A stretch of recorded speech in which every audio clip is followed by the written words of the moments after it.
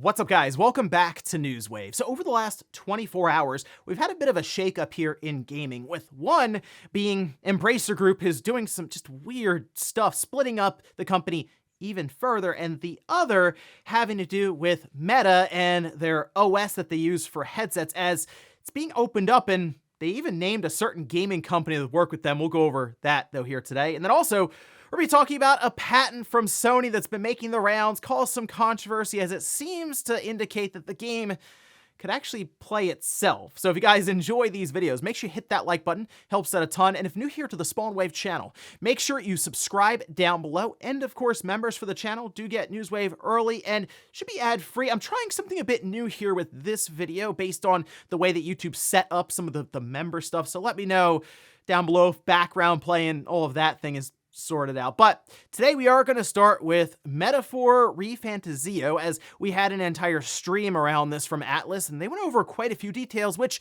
did include the release date. It's coming out October 11th, so later on this year, and they went pretty far in depth with roughly 25 minutes of just overview for this game, and there was a lot for them to talk about. Now, with the game, of course, it will come with a $150 collector's edition. So if you wanted to pick that up, it has a lot of stuff there and is sort of celebrating the 35th anniversary of just Atlas in general. So a pretty fun celebration there just for Atlas fans. But the first thing I noticed in the game is you can ride around on a sword. That's sort of transportation when you get to certain areas.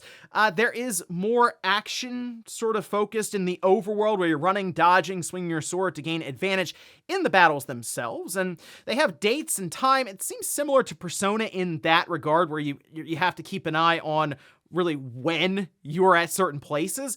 Now, Gauntlet Runner, this is your mobile base that'll sort of travel around, and it seems to happen kind of in real time, as you can walk outside onto the deck and just see it legitimately running across the landscape. They have dungeons, there's a full job system, you have bonds with your followers. Again, makes sense as this is from the creators of the Persona series. And the menus, of course, have that Atlas flair to it. So I like what I was seeing here, really. It does certainly play into the idea of a lot of Persona styling and some of the gameplay elements, but also it's different enough to where it feels like it's its own thing. So definitely looking forward to this one. Again, it releasing October 11th. Also, we have a new entry for EA Play, which also means it would work into Xbox Game Pass Ultimate, which this we can see posted up. It's over on Xbox Wire, but the card itself works across the board for EA Play. Jedi Survivor is coming to the service this week, April 25th, and I fully recommend this game. Now, you're going to want to play Fallen Order if you have not done that. I would start there and then work up to Survivor, as this is all being released at the end of it as one big trilogy, and this, of course, being the second game in that series. But I really, really enjoyed Jedi Survivor, and yes, I worked through a lot of the issues at launch because the game, I felt like, was that good. And now, specifically on consoles, it is a lot better because they've gone back and patched multiple times, like over and over and over and over again. On PC, apparently it's still not great, but on consoles, if you're playing on an Xbox and you have Game Pass Ultimate, you can grab it there. Or if you're on PlayStation, you have EA Play, it'll be going into the service. All of that happening April 25th, and I definitely think it's worth downloading to try out. Oh, and check this out. We have another event to look forward to next week. This one coming from Microsoft and a bunch of their indie partners. This is posted up over on the news.xbox.com site, saying IGN and ID at Xbox Digital Showcase returns April 29th. Now, they do list some of the games that we can expect there for new details, like Dungeons of Hinterberg, 33 Immortals, Lost Records, Bloom and Rage, and many others. So it's going to be a showcase you go into without too many expectations, since they can kind of come out of nowhere with different announcements for some of these smaller titles. But as we are seeing more and more in the industry, the indies is really what we're looking towards for more innovation, as a lot of the AAA publishers and developers, at least recently, have been playing a bit more safe. You know, sequels, remasters, remakes, live service initiatives, microtransactions, that kind of thing. The indies usually come up with more interesting ideas that eventually the big AAA publishers copy and throw into their games. But definitely be keeping an eye on this one next week. And guys, with some of the quick news out of the way, let's get into the bigger stuff. Let's start right away with Embracer Group, who had the strangest press release go out the other night that seemed to indicate they were splitting into multiple entities. Now, a lot of this appears to be them working to just raise more and more capital for Embracer Group by splitting up into these three different entities. They're able seemingly to list and have different values associated with them, with like public stock offerings and that sort of thing. But this we can see over on their website explaining the situation, where they say the board of directors of Embracer Group today announces a transformative step for value creation through a separation of the group into three market-leading games and entertainment companies: Asmodee Group, Coffee Stain and Friends, and Middle-earth Enterprises and Friends. The three entities will be separate, publicly listed companies, enabling each entity to better focus on their respective core strategies and offer more differentiated and distinct equity stories for existing and new shareholders. This will enable the entities to unlock value in the high-quality assets of Embracer Group following the successful completion of the restructuring program. Now, they do go over the three separate publicly listed entities here. Asmodee is a global leading tabletop games publisher and distributor with an extensive studio network and IP catalog. Coffee Stain and Friends, they say, is a diverse gaming entity with a dual focus on indie or single A, double A premium and free-to-play games for PC, console, and mobile, with a high degree of recurring revenues. And then Middle-earth Enterprises and Friends is a creative powerhouse in AAA game development and publishing for PC and console, as well as the stewards of the Lord of the Rings and Tomb Raider intellectual properties, among many other things. So I don't really know why they're putting "and Friends" on the end of it. I guess just in general, hey, it's gonna Middle-earth Enterprises, and there's also a few other things lumped in here, that or Coffee Stain. Of course, Limited Run Games is in the mix as well, and Crystal Dynamics and these different studios that they have. So, and Friends, I guess that kind of makes sense. It's interesting, Coffee Stain and Friends, Middle-earth Enterprises and Friends. I mean, I guess really I'm looking at this as Embracer continuing to go through the situation of how do we remain solvent and how do we continue to raise value for these different companies, or them in general, as of course, ever since that $2 billion deal fell through, they've kind of been reeling ever since, just trying to get things back on track. This just seems to be another way to do that, since they also grew incredibly fast.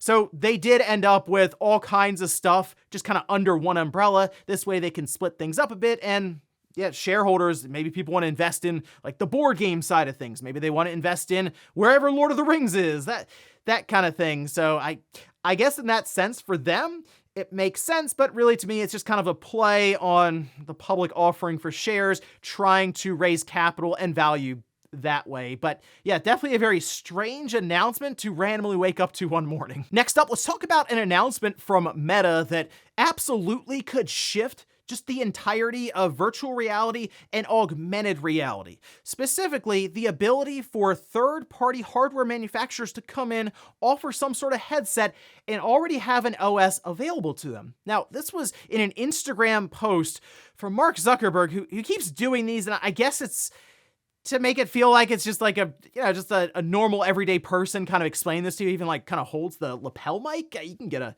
clips are pretty easy. They're like on Amazon. Anyway, you can see some of the posting here where it reads, some updates on the metaverse. Today, we're opening up Meta Horizon OS, our operating system powering Quest, so others can design more headsets in our ecosystem. Lenovo, Microsoft, and Asus are some of our first partners, with more coming too. Looking forward to a new wave of headsets focused on productivity, entertainment, gaming, exercise, and more. And they specifically name Xbox in this video, which is very interesting because I kind of feel like this is Microsoft's in to try out an augmented reality, like a mixed reality or virtual reality. And I still think augmented reality is the way to go. I just feel like virtual reality is a bit too closed off from everything around you. I mean, once you put the headset on, you really don't have any view of what else is going on in the room. If you have the earbuds in, you don't hear anyone else around you. And yes, you do have like the pass-through mode where you can flip a switch or select something in the game, and then all of a sudden the cameras on the outside will activate. Then you can see. But augmented reality, I think just in general for the workplace, for, as they mentioned, exercise, entertainment, where you can have a big movie screen in your living room that makes it obviously pretty easy then to just kind of watch entertainment at a larger scale than going to the movies. But gaming is interesting to how that could maybe interact with just your living space at that point, whether it's in a living room, a bedroom, outside in your yard. But Microsoft has talked about virtual reality being linked to Xbox as something they're kind of unsure to pursue. This means that Meta would open their Horizon OS, become, in their mind, kind of the Windows of virtual reality or augmented reality, and really you just kind of produce the headset and you're able to craft and mold it to a specific sector like gaming. So my only thing with Microsoft is if they do this, it would have to be an all-in-one headset. And that, I think, is the biggest issue right now with PSVR 2. It's competing with headsets like the Quest 3, where you don't need a PlayStation 5, and in that case, it's like half the cost total of that package. PSVR 2, PlayStation 5 being roughly right around $1,000. We'll see, I guess, at some point what Microsoft has set up, and yes, I think this is a massive move for Meta as they would become the default OS to use since, well, Apple basically closes everything off and holds on to it themselves. So that's definitely a sector you want to keep an eye on with this Horizon OS being opened up to pretty much everyone. Next up, let's talk about a patent from Sony that's certainly got the internet talking about the idea that the game could actually play itself, whether you're there or not. Now, this patent I originally saw was brought up days ago from Game Rant, but it's really blown up online as to if this is something we would really want in gaming, and there's a couple different ways you can look at it, but we can see the patent here, and it is titled Method and System for Auto-Playing Portions of a Video Game. We can see the application date seems to be October 5th, 2022, and the publication date being April 11th, 2024, so not too long ago, a few days, but it is indeed what it says. In fact, we can see some of the abstract here saying the method also includes identifying by the server predicted interactive activity that is predicted to occur ahead of the current time of gameplay. The method further includes identifying by the server at least part of the predicted interactive activity to be anticipated grinding content, or as they title it, AGC.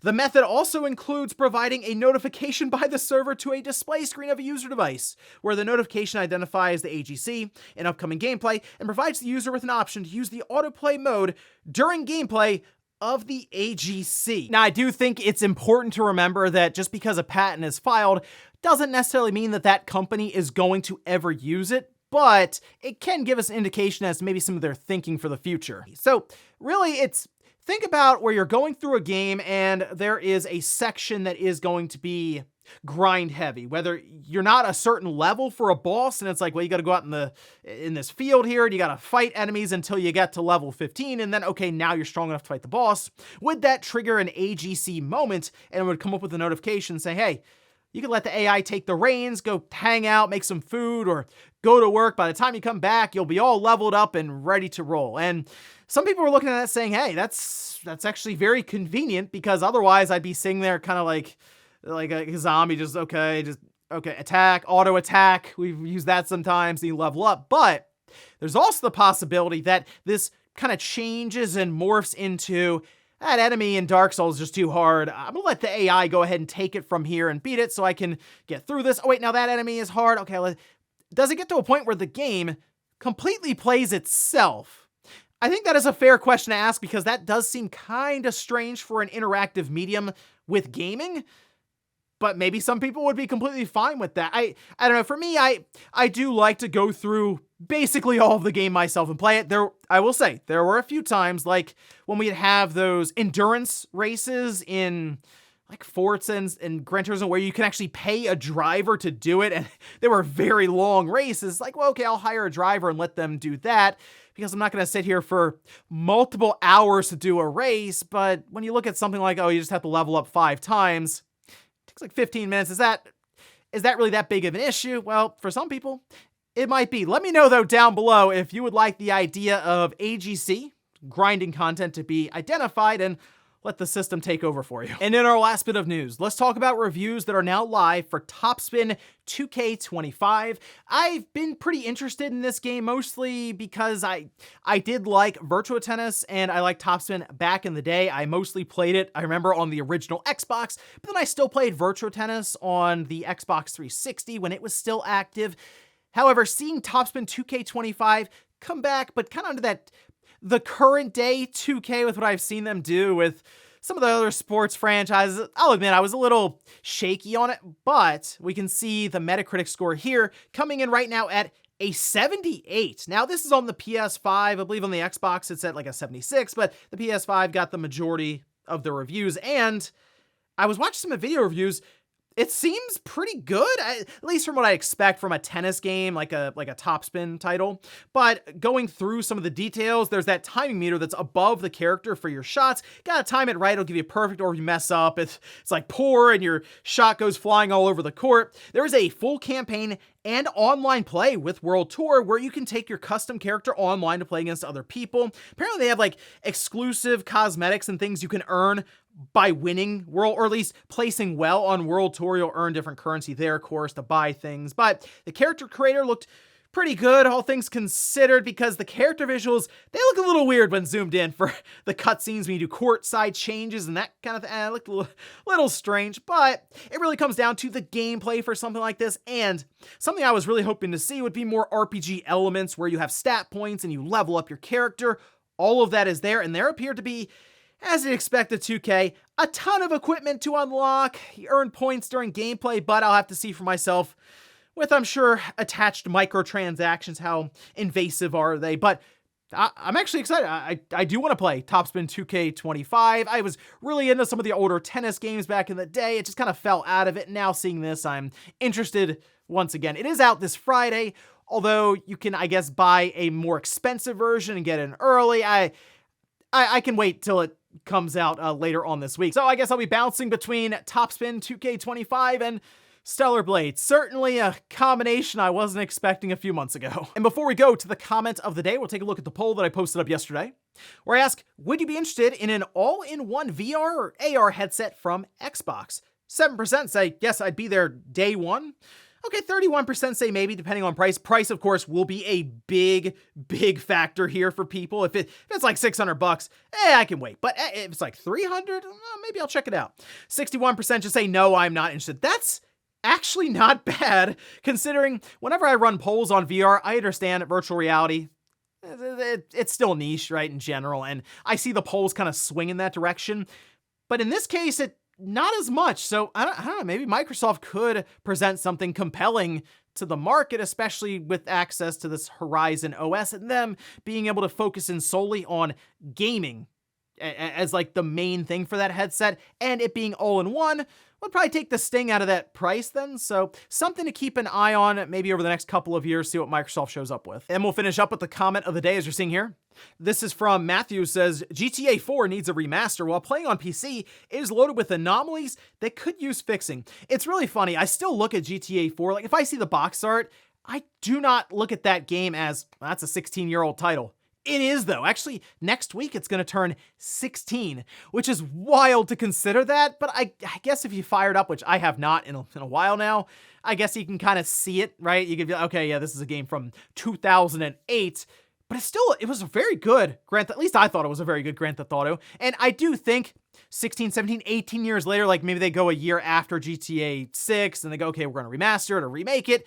I think that's plenty of time between releases to do it. And I would completely welcome it. I think it'd be a lot of fun to go back to a newer version of GTA 4, as long as they put a bit more effort into it than they did with the recently released collection. And ladies and gentlemen, that's going to do it here for Newswave. If you enjoyed this video, guys, hit that like button. If not, hit the dislike. Leave comments down below about everything we talked about here today. Well, there's the potential for Microsoft to release a VR or AR headset, and if they did, which one of their franchises would you tap for a new game to release alongside of it? And then also, what about Sony and this autoplay patent idea? Not necessarily guaranteed to come to market, but if it did, would you use it? And then Embracer Group splitting into 3 different entities, now with friends. What do you think about that? Thanks guys for watching, and I'll see you next time.